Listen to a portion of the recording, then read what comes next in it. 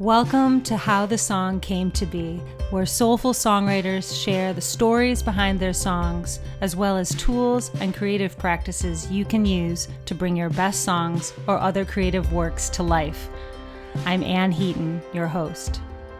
Well, it's important for you to vote no matter who you are and what you believe in, which is good. And, there are a lot of common ground things that we all share in common, like, taking care of soldiers, things like that, like making sure, the school systems are properly cared for. Those things, like, we have children, anything around children, basically most Americans kind of feel the same way about. Welcome to How the Song Came to Be. I'm Anneheaton, your host. Today we are here with singer-songwriter Ellis Paul. Ellis Paul is a storyteller and troubadour in the truest sense. And while his music has been influenced by Bob Dylan, Joni Mitchell, Guthrie and James Taylor, he has a signature sound and voice all his own. He's toured for over 20 years. He's won Boston Music Awards. He had a song in the movie Me, Myself, and Irene with Jim Carrey. He's had great success writing songs for adults, but he's also released 2 children's albums, The Hero and You, songs about heroes like Rosa Parks and Thomas Edison. Ellis's latest release is The Storyteller Suitcase. Welcome to the show. It's good to be here, Anne. Thank you. This is so awkwardly like a one speed dating moment or something. I know, it's really fun and really weird, right? Yeah. Cool. Like, it's great that we can do this, but I'll never get over technology and how we can talk to each other like this. It's great. I know. It's amazing. Well, I sort of hinted at a couple of things I wanted to kind of dive into today with you, one of which is my impression of your almost like indefatigable energy and optimism around performing and creating and hosting retreats and being with people and sharing your music and words.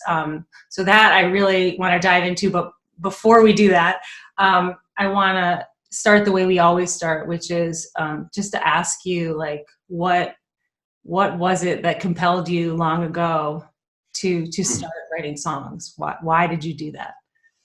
Well, this would be a good psychology moment, I think. But, on the surface, I love the sound of an acoustic guitar. I just love how it sounds, love how it feels in my hand, the fact that it's tactile, and you put some energy into this piece of wood and strings, and then it gives back this beauty and noise and vibrates against your body, and it's comforting, and sonically it's comforting physically, and right. And then the sound of my voice singing against it, weaving words in between the noise of the guitar, and how that's comforting, and how socially it greases the wheel of my life socially, so I can interact with people, and right. And I get to deconstruct my life with it, and what I see of the universe, and make sense of it all, and it's a way to, like, understand my emotional state and my intellectual state in a better way. And then there's of course that never-ending black hole of just needing applause. I love that. That was such a rich answer. I can relate to so much of that. So initially it's like this tactile experience of, like, holding the guitar and, like, in hearing the sound. And like, how old were you then? I was 21. I was pretty old. I mean, yeah. But I've been an artist and a writer all my life, and I played trumpet in high school. So there was music and stuff and creativity. I always seem to be ahead of the curve of my classmates with that kind of stuff. Mm-hmm.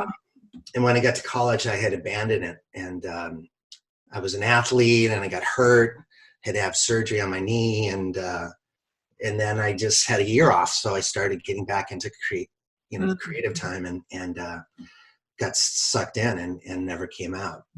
So what I'm interested, when did you sort of realize, because I feel this way, like that songwriting could be a tool for you to understand your own emotions and help you figure stuff out, like that that it would give you that internal peace. Because, you know, there's the external piece, like you're talking about greasing the wheel and people like hearing you play songs. So what about, did you realize that like in high school or?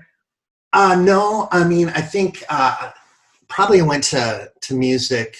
Obviously, we all get comfort from music. So it was externally happening to me with other people's music. I'd hear, you know, the Beatles or whoever, and I'd be like vibrating in a different way because of this piece of music. So, but I never thought of writing songs until in my 20s. So, and then, you know, just over time, I mean, the best songs are written from personal experience, I think, anyway. The most believable ones, the ones that are generally moved me the most are. And even though there's still stories and probably half of them aren't, you know, stretch the reality of truth. Right. You know?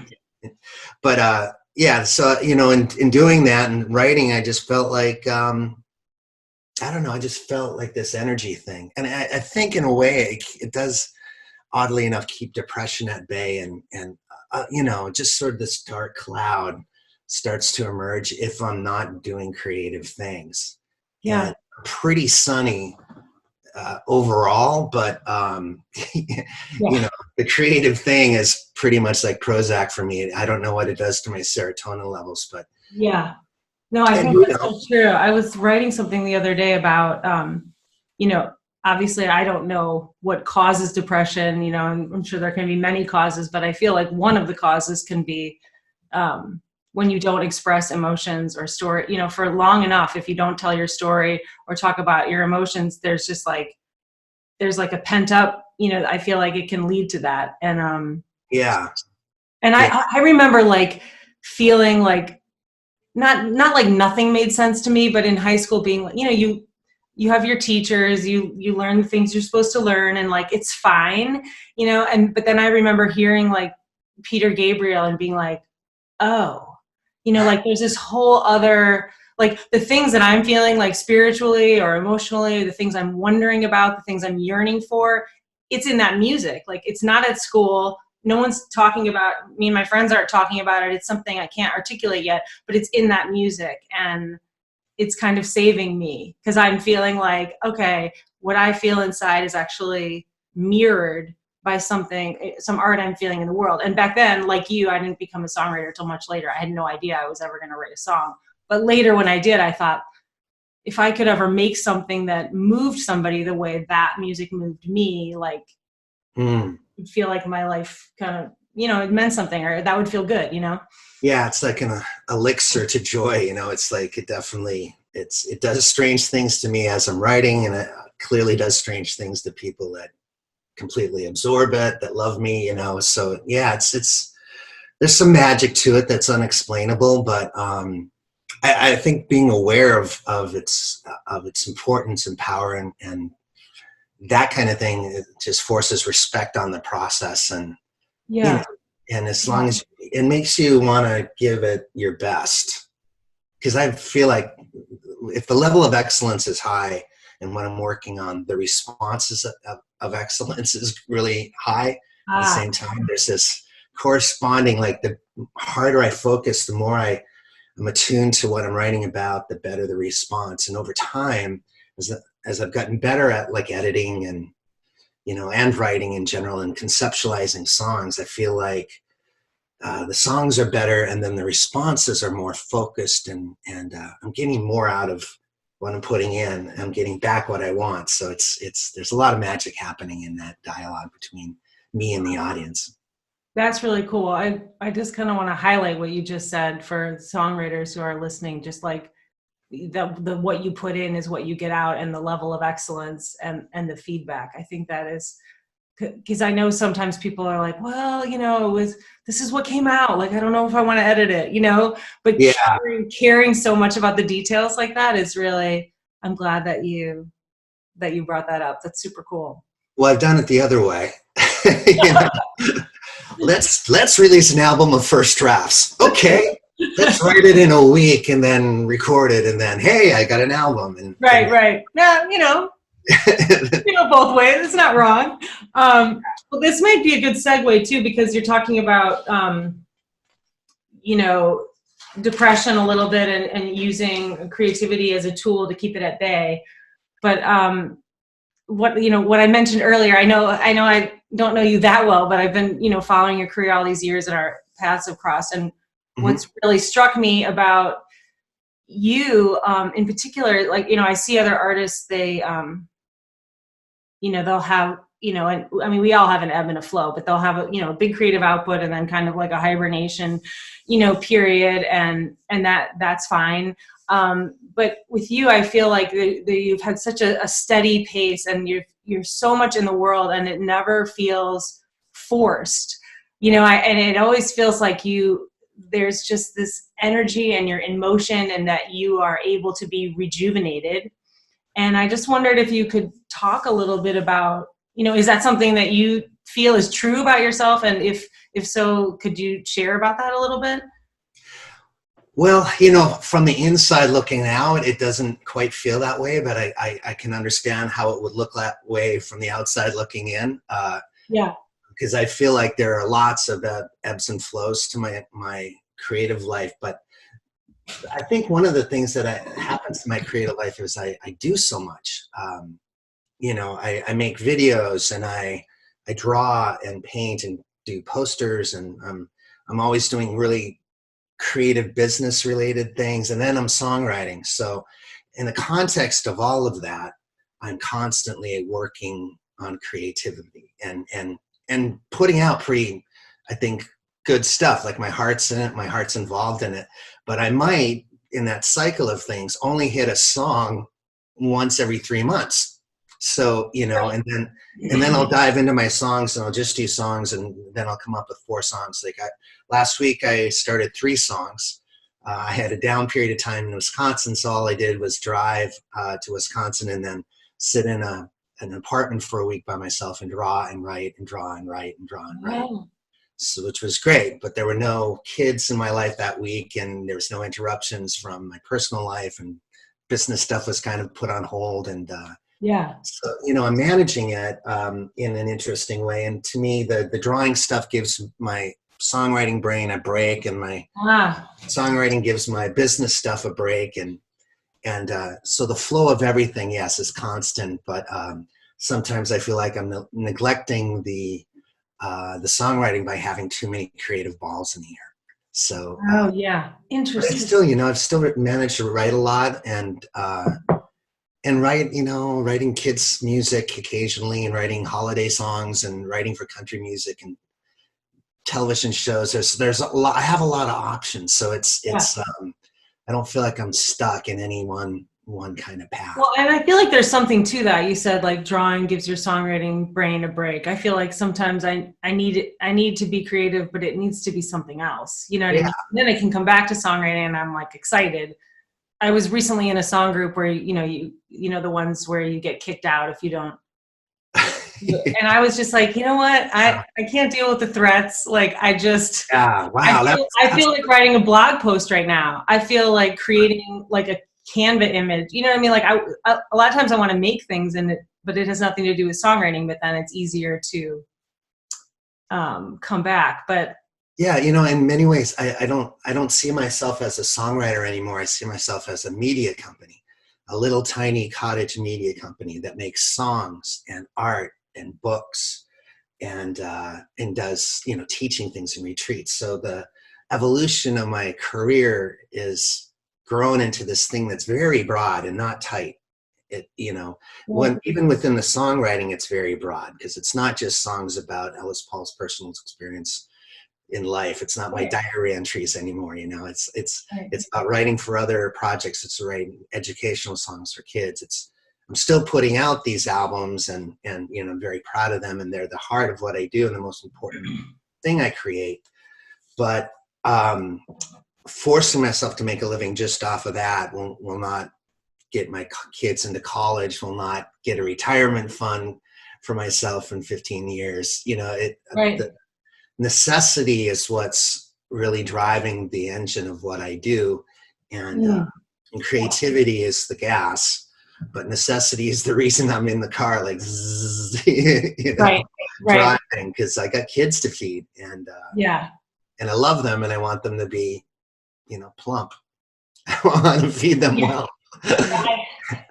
I hear it's funny how necessity can really move things along. And then in terms of you like managing yourself, like I don't mean music managing yourself, I mean in a day, if you're like, what am I going to work on? Will you go towards the thing that you feel most excited about? Like, how are you in some sort of a flow? Like, what's your style? That's interesting. It's kind of like, what do I need to work on next that's important? I kind of have to prioritize what the creative, cycle of stuff is. For the most part, my album's been out since June, and I've been focusing a lot of my creative life on conceptualizing the marketing for that record. And, I'm selling these little suitcases. The album is called the Storyteller Suitcase. So there's a little suitcase. I sell them for like $150. And inside the suitcase is all this stuff that's mentioned in that song on the album. Oh, cool. It's like the deluxe version of the album. You get a little suitcase, you get the CD booklet, you get tickets. And so, that took a lot of conceptualizing, and then I had to find all the products that were being put in there. There's a little pen, a little journal, a little flask. And then I started working on all the videos. So I had to conceptualize the videos and start getting those things and record them myself. And so all my songwriting creativity was put on hold, and the marketing and the video creating stuff was in the foreground. And then last week, I'm like, I haven't written a song in 2 months. If I don't write a song, I'm going to break out into a rash. So I was in Madison. I said, okay, now you're going to start writing songs. I have these ideas that I've written down, and I finally get to them. So I stockpile stuff. I'll stockpile book ideas. I'll stockpile song ideas. And then eventually I'll find a time where I just focus sharply on those things. Oh. Yeah. Hey, I lost you there. Are you still there? No, I'm here. Okay. Yeah. I'm totally. I never lost you. Okay. I heard all of it. Yeah, I think it's kind of exciting, all the places we can bring our creativity. And you're reminding me of how, like, when I put out this record, which I put out in November, which is also a book, which I showed you, I had this idea, like, I was like, okay, like, what if each month of the year I feature a song, and in the book also, here, I'll show you, like, for each song I list a creativity key, like, that gave birth to the song. So maybe the creativity key is like surrender. Like, so say I was trying to make the song upbeat, but it didn't want to be upbeat. So finally I surrendered the song, and it's like a ballad or whatever it is, or it's,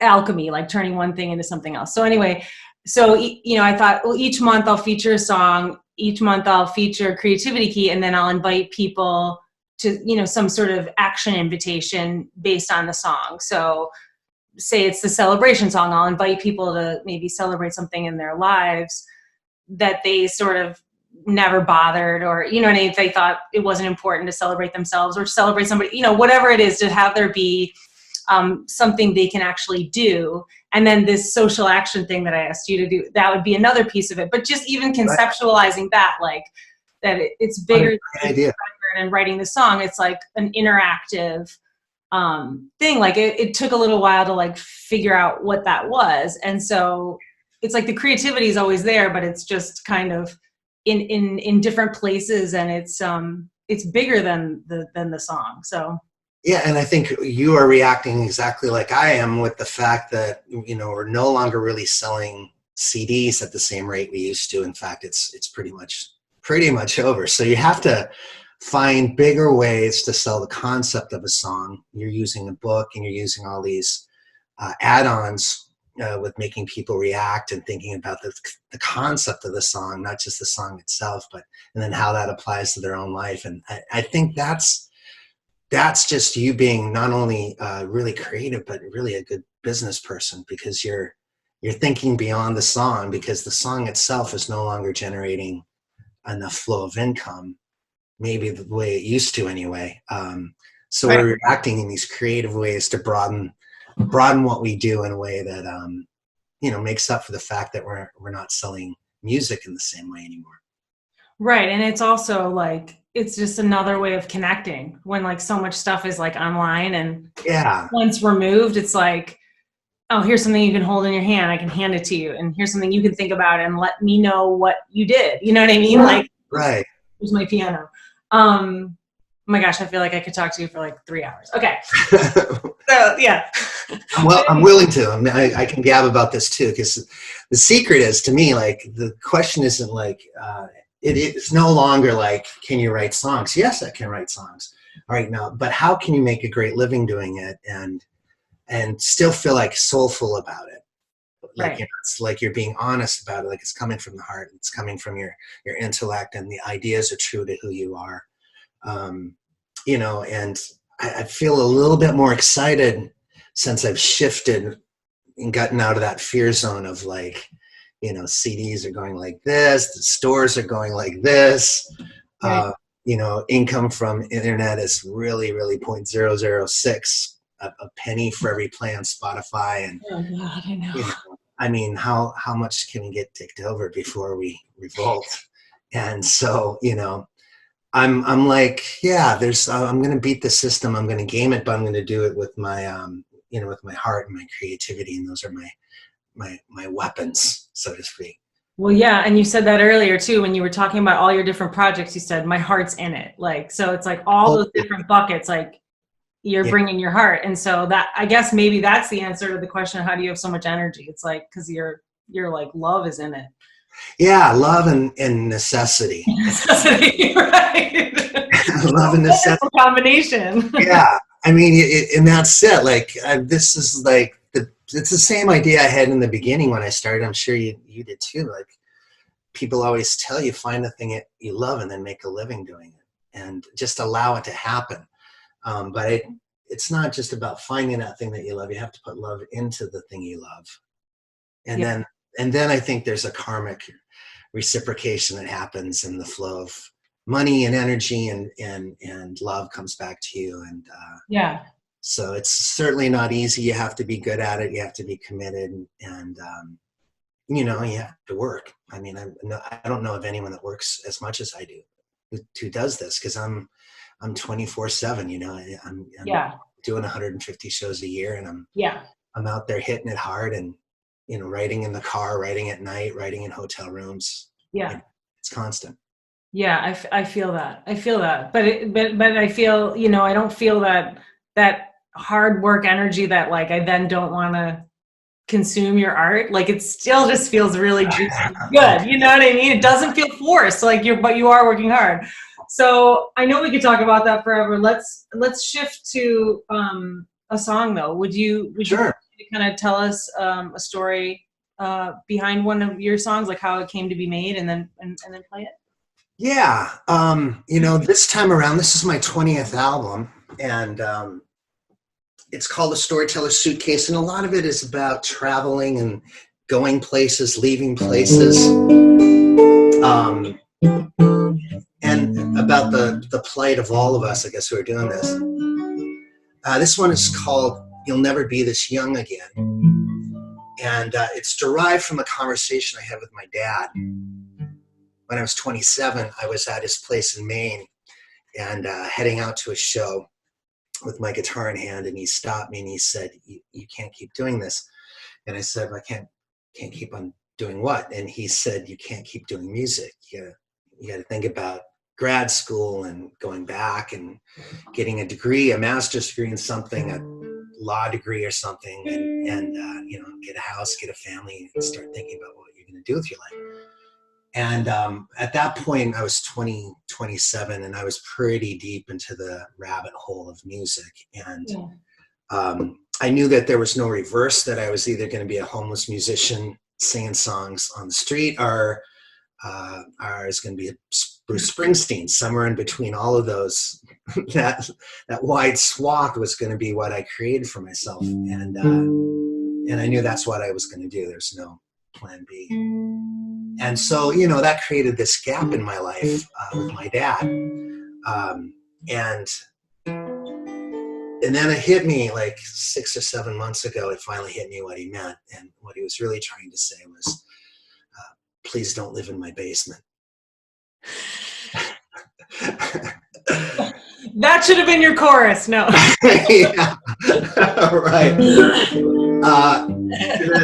My daughter had sent me an MP3. She's 15, and you know, she wrote her first song, and I was like about to hit it, and I was on my phone. I'm like, I cannot believe she wrote a song. Like, I had no idea that she was remotely interested. Had never really heard her sing, outside of maybe this in the car.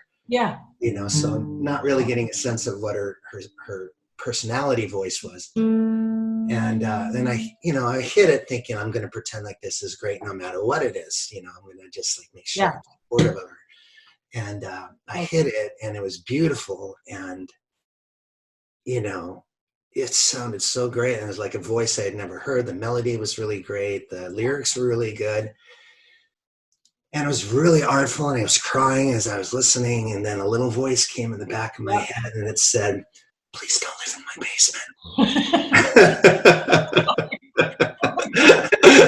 No matter how good it was. Oh no, you're good at this. Like, shit. Yes, right. And my dad probably had no concept of how good I was at all. But I know that my daughter has potential. She has a lot of potential. And so that voice was like, wow, that's my dad. My dad's speaking in the back of my head. And it's a hard way to make a living, though. And of course, if she wants to do it, she can have keys to any room in my house forever. But I finally got it, and there's this idea that we're supposed to spend our 20s. That's your free pastime. That's your hall pass to go out and explore whatever avenue you want to fail at. Yeah. And your parents will tell you, and society will tell you, oh yeah, go ahead, be like an improv actor. Yeah. At your local theater, go write songs and perform on the street, paint murals, go do all that stuff that we know you're going to fail at, and get the dreaming out of the way so you can get on with your life. Yeah. And as soon as 30 starts creeping in, everyone says, okay, it's time. Yeah. You got to get back to reality here, and so that's what this song is about. It's the dream never stops. You don't want to be one of those people that hits 50 and looks back at their life and says, I could have been, I should have, I would have, that kind of thing. So that's why I wrote this. And it's about a young person who's pursuing a dream. It's about an old person that wants to pursue a dream. And it's called You'll Never Be This Young Again.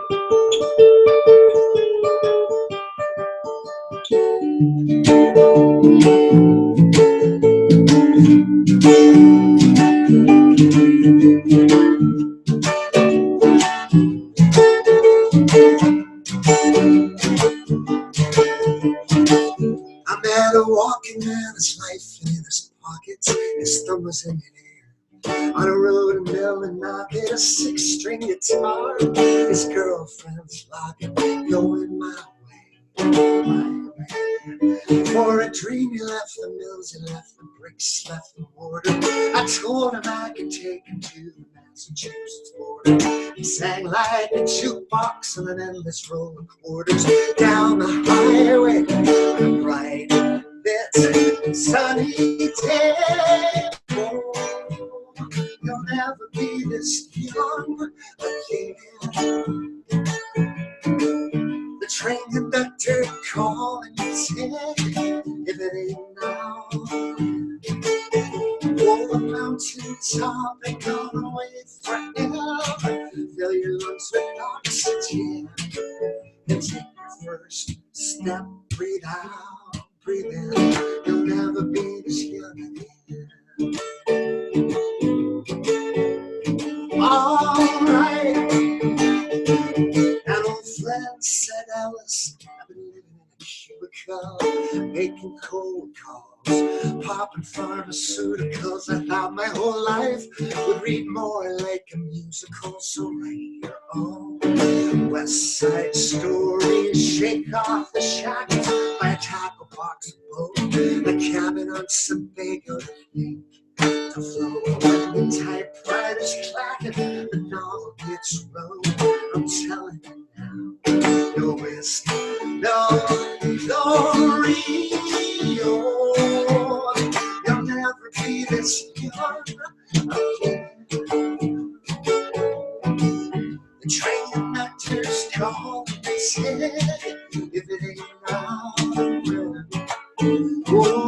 mountaintop and come away forever.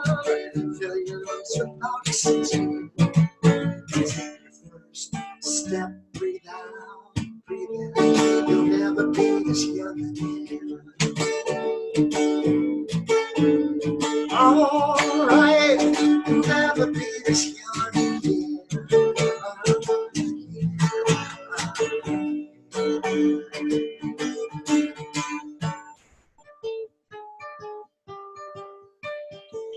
You only get so many heartbeats.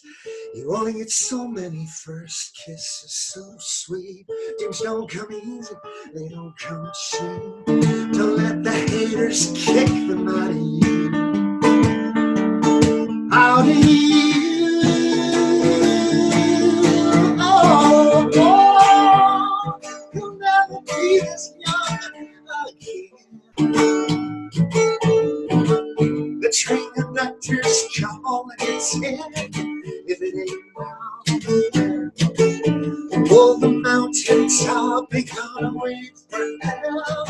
Fill your lungs with oxygen and take your first step, breathe out, breathe in. You'll never be this young again.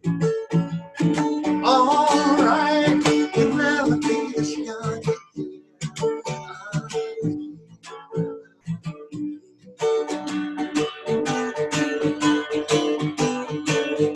Oh, you'll never be this young again. Oh my gosh. That was so great. Oh, thank you. This is a really fun part of doing this. That was so great. I suddenly remembered the very first time I heard you play. Oh, really? At Club Passim, like a million years ago. I We probably had written like 3 songs or something. Yeah, and I just like, I remember like the feeling that like you just put 1,000% into that, like on this little online thing. I love that about you. You just like, you go after the song, you don't, yeah, I love that. I mean, you may as well be performing at Madison Square Garden for how well you just performed that for me. Thank you. Yeah, I might as well be. Yeah, might as well be. It occurs to me. As it gets, Yeah. The older I get, the more I realize it. Like, God, if 5 people or 5,000 show up, man, this might be as good as it gets. Yeah. I'm gonna get this chance twice. And sometimes I have to give myself that little pep talk before I go on stage. Like, this is going to be the best show you've ever done. How are you going to make that happen? Well, you have a lyric in one of your songs or something about how sometimes it's sold out, and sometimes there's just so that's a pep talk. That sounds like a good. Right. Like, and you never know, like I've had so many situations where, someone was in the audience that literally could change my life and or have my life changed their lives. It's just like this reciprocated thing. Like, if you can move, I just played in Minneapolis, and it was the show I set up like a month before, and so it was low numbers, and I'm out there like, how am I going to make this thing magic, and then figure it out, and then go out and do it.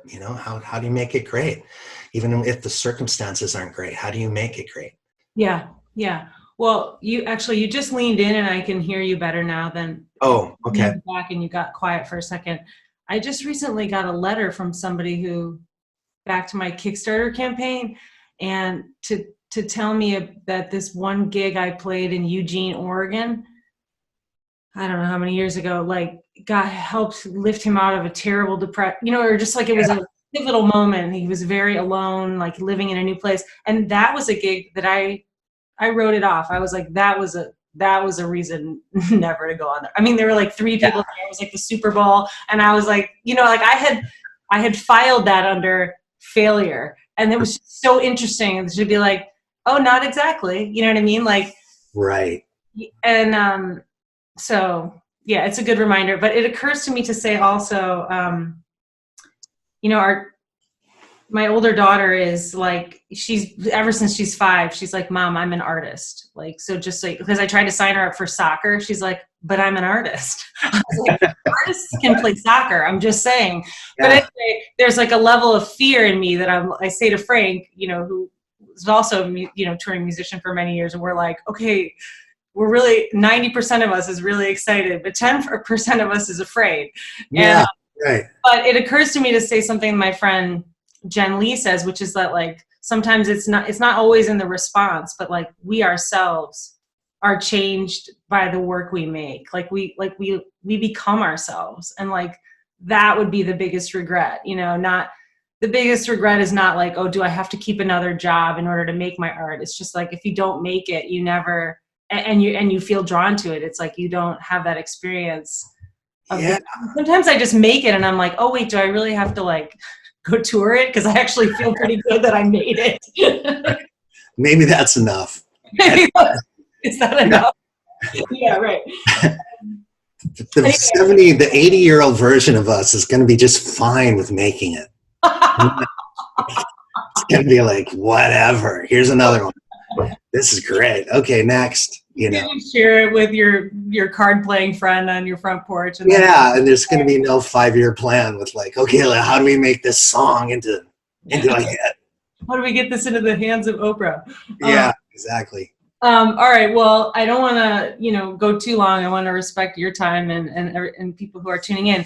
But so let me just tell people I wanted to add to the How the Song Came to Be podcast, this social action component where we could show how we could use our creativity for other things. And so the first social action that I did was with Susan Warner. For those of you who don't know, we went to grocery stores and we passed out dollar bills to people who weren't using plastic bags. If they were using their own bags or paper bags, we would give them $1. And it was I was terrified that I was going to get arrested, but I did not, and it ended up being fun. And then I asked Ellis what he wanted to do, and he wanted to do something around getting out the vote. So I'll let you speak to that, what you wanted to do, and how it went, or did you do it yet? I haven't done it yet. I'm planning on doing it this week. I'm going to release a song called Election Day, and of course, New Hampshire. I don't know if this is probably a dated. If people aren't listening on the day that this is created, it's New Hampshire's election day it's the Democratic primary. So, and I'm want to encourage people to just go out and vote and register to vote and make a difference. And I heard this song. It's by Mike Brown. He's someone that works at that I discovered at one of the retreats that I do, and it's a song called Election Day, and it's a reworking of an old traditional folk melody, but he changed the words and made it about the election. It's a great song, and when I heard it, I stopped him and asked him to play it again, and I asked him to play it again after that, and I stopped him again and asked him to play it. And after 4 times, I'm like, I have to record this song. It's too good. So I recorded it. And now that we're in the first thrust of the election season, and we're trying to determine who's going to represent Democrats, I'm going to release the song this week on social media with a prompt for everyone to go out and vote. And it's a good way to get the song out there, because it's a song about, creating social change using your own, whatever little piece of power that you have in the world. And the vote is where we start. Awesome. Cool. So as part of the social action, me and the guests are supposed to do the same thing. So I was like, oh my God, I have to learn this song like yesterday and play it on social media. Yeah. Which I didn't have time for. So I did go on social media and encourage people to vote. And I also was honest about the fact that I have recently moved to Milwaukee and I'm not registered to vote yet in Wisconsin. And now you, Ellis, have reminded me that I'm going to go do that right away. Yes. You're going to be the one of 20,000 people, hopefully, that will launch it that way. Or I guess whatever that way is. I keep moving from swing state to swing state. Yeah, that's good. We now we can make the rounds. Cool. Well, I'm really glad you're doing that. And another thing that got me to thinking was like I just feel like these days it's so hard. People who have different points of view don't talk to each other that much. So I was just thinking about how do I end up having like loving conversations more with people that I don't necessarily agree with. And I was sort of diving into that. So that's sort of where your your prompt also took me, because I think it's important. So Yeah, and well, it's important for you to vote no matter who you are and what you believe in, which is absolutely. good. And there are a lot of common ground things that we all share in common, like taking care of soldiers, things like that. Like making sure the school systems are properly cared for. Those things, like we have children. Anything around children, basically, most Americans kind of feel the same way about child care issues and educational issues. That way, that doesn't mean the government does, but generally we feel that way about things like public education and stuff. So Right. there are common grounds to focus conversations on with people that are opposed to you.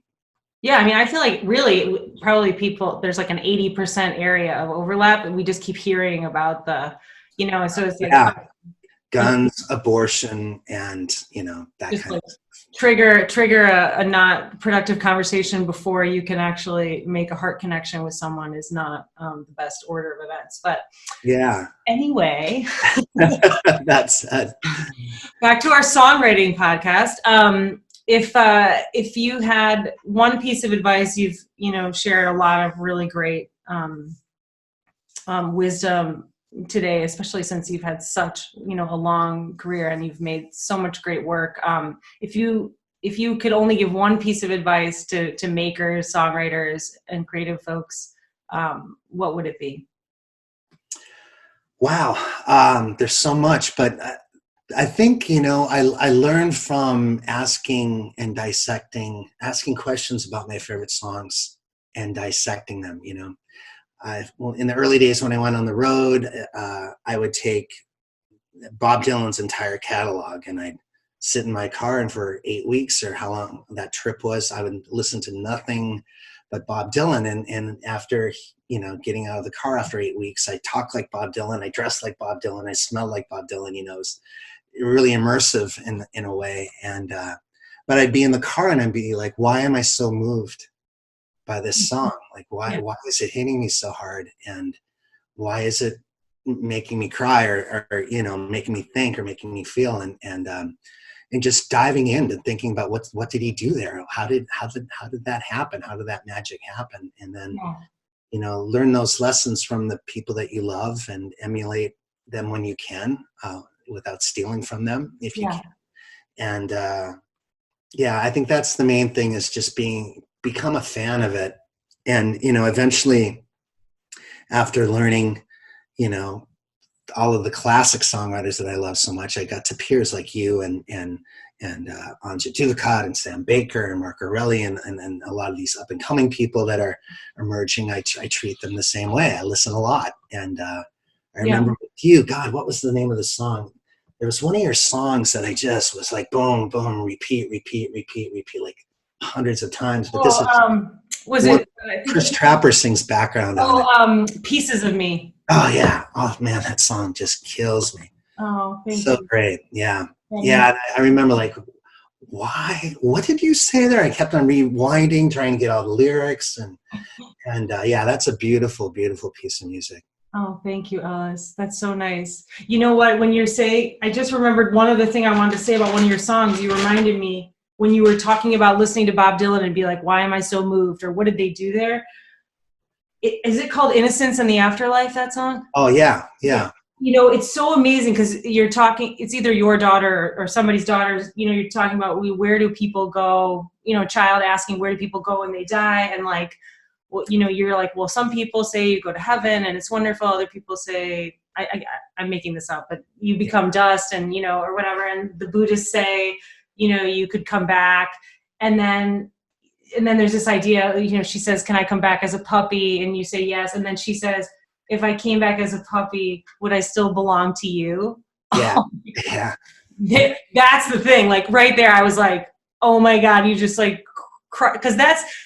Because there's like no longer cerebral. Like somebody might be a Buddhist, they might be an atheist, we could talk about that all day long, but nobody cannot be moved by that feeling of like, wherever I go, like, will I stay connected? I mean, it's just, that was so good. That placement of that line. Well, yeah. And she said it. So that was her line. She actually said that to me. And And another thing too, I you set it up right. You set it up right. Yeah, I mean, it was like, and then it's the mic drop moment. Then you get out of the song as quickly as possible after you drop that line. But I no longer think that the big events like that conversation are too big for a song. I knew it was probably the most profound conversation I ever had in my life. But when I get I thought there's no way. This conversation took an hour and a half with a 5-year-old. And she was crying by the end of it, and I was crying with it. And it was a big dad moment, like the biggest dad moment I've ever had. And for a long time, I thought, it would be great to write about it, but it could never be a song. I mean, how do you make it rhyme? And I no longer think that. Like any really big moment from my life now, I feel like I'm a capable writer, and I can do it in 4 minutes and express the nugget of it in that amount of time. But it took me a lot of time to get here, and have confidence in it. But it leaves a lot of new ideas open, like these really things that really amazing things that happen to me that I can see if I can condense. And if it doesn't work, it doesn't work. I don't put it out. But the thing is to swing for the big ones. You can let yourself try. I love that. That's so cool. That's a great idea to leave us with. Yeah. Thank you. Oh, you're welcome, man. Yeah, you're not self-selecting in advance, so opting out the big. Yeah. Yeah. Cool. One thing I had, if you don't mind, just there's the one I just started. A friend of mine left the Mormon church, and he lost his wife, he lost his kids, he lost his community, he lost his home. He was ostracized by his town, and during that week, he calls me up and he says, I can't be alone right now. And I was on the road in California and like 3 states over from Utah. I said, come on over. I'm in the car. I'm driving for the next 10 days. Come and join me. And so I ended up having him in my car, and this is pretty much the week that it happened. And it was just a really profound, really big thing that happened. And I'm like, this would be really great to write about, but could you write about it in a song? And I said, now I'm like, yes, it's exactly how many people are in those situations where they've been ostracized from their communities and our churches or whatever it is, their thing, because they suddenly don't want to, function in that world anymore. And so that seems like a really big idea for a 4-minute song, but I'm going for it. You're going, oh, good. I can't wait to hear that. It's going to be fun. Yeah, that's a lot to lose for leaving a church. It's really like that because it's true. So it's a tough situation, and when he was with me, he was trying bacon and coffee and alcohol and pot. I mean, he was like, I'm like, slow down. So the comedy in it was really apparent as well. It's drama. Like, hold off on the bacon for another. Yeah, too much bacon in your first week is not a good thing. So anyway, it's going to be a funny song and a sad song and a profound song. Hopefully it'll all work when it's done. But it will be. It'll work. Cool. Well, thank you, Ellis, so much. Thank you, man. Pleasure talking with you. Yeah. Awesome. Okay. Until next time. Right. Stay in touch. Thanks so much for joining us. If you know someone who would enjoy or benefit from this podcast, please share it with them. Thanks so much. Much love.